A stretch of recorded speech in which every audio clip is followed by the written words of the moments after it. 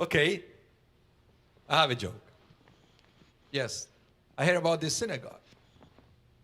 Saturday morning, the service was going normally, as it always goes, and all of a sudden, a huge lightning bolt hit the building.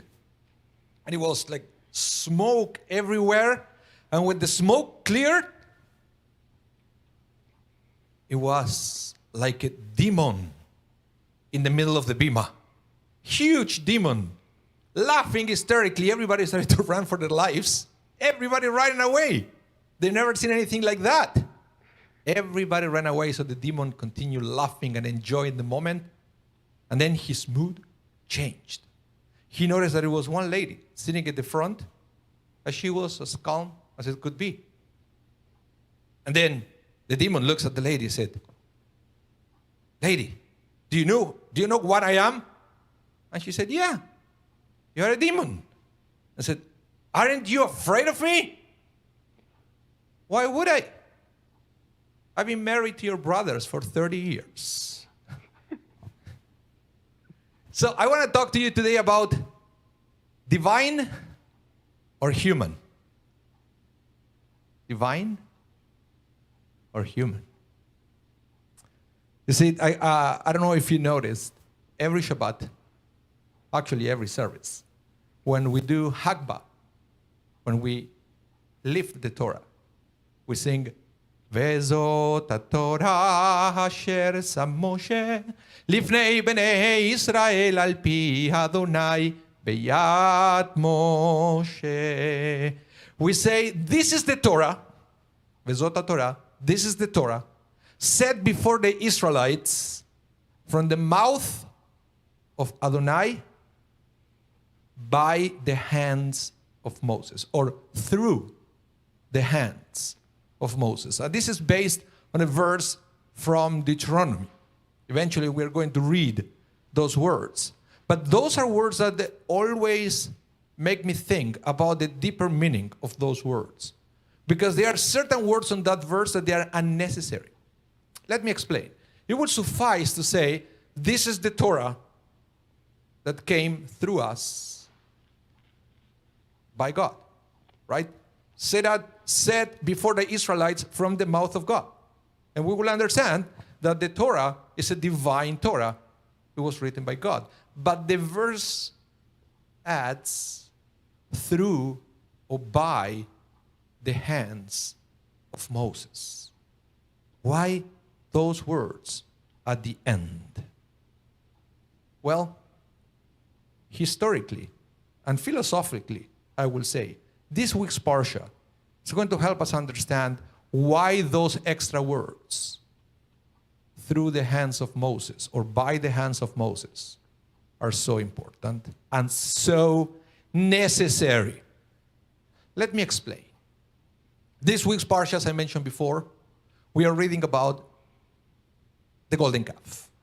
But we also read about Moses coming down the mountain with the first set of the tablets of the law. You know what happened? Well, it's a famous episode. What happened is, at the end, Moses breaks the tablets, but also Moses destroys the golden calf, right? And it's interesting. Both the tablets and the golden calf are destroyed in this parsha.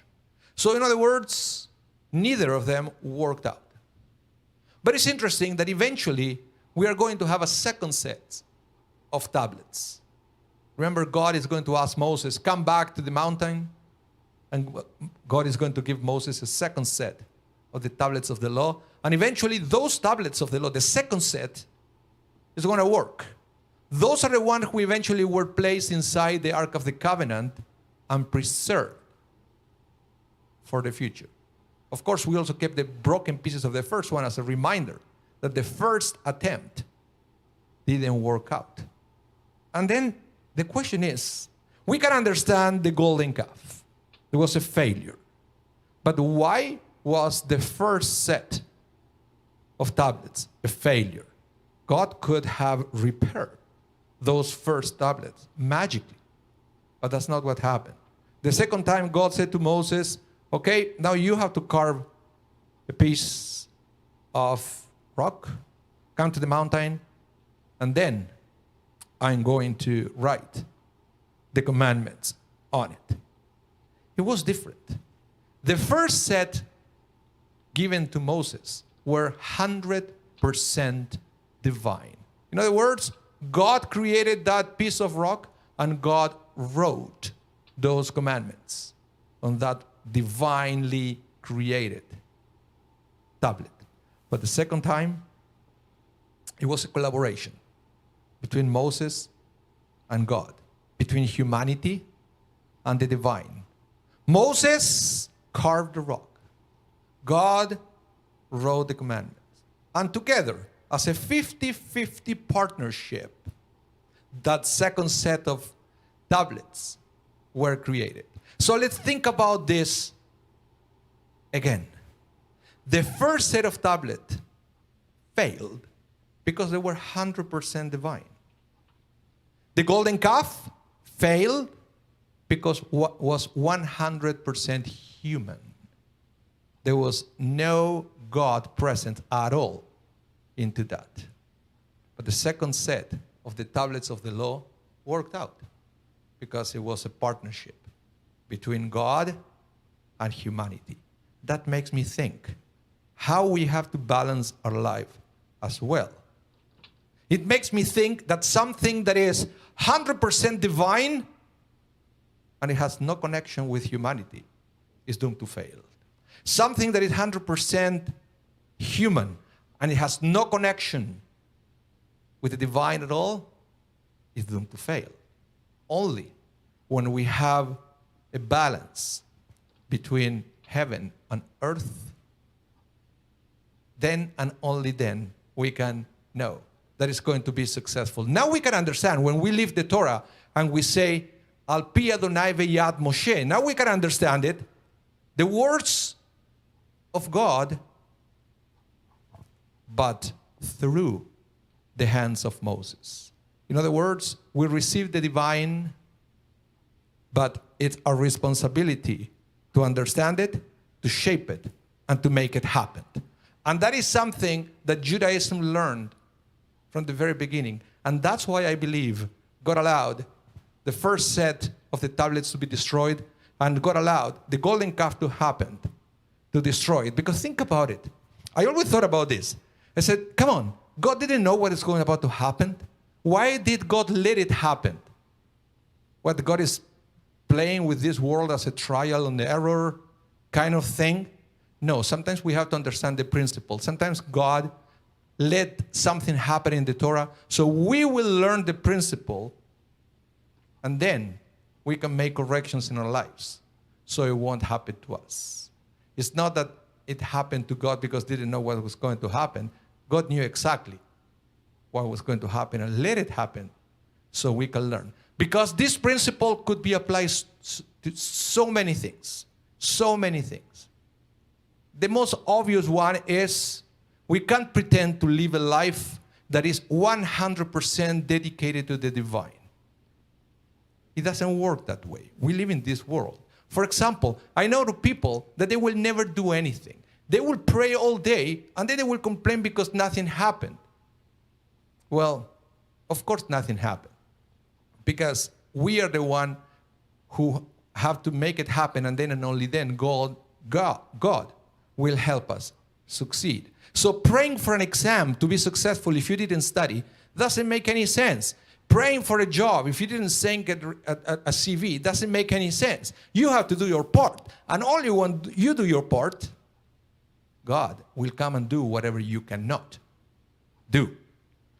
But I also know people that they're all the opposite. They think that all they need is their own energy, their own intelligence, and their own experience. And they don't invite God to be part of their lives. They don't need it. So they trust 100% on human abilities. Well, this parsha said that that was the mistake the generation of the golden calf made. To trust on something that it was 100% human. And they realized pretty quickly that it didn't bring any salvation.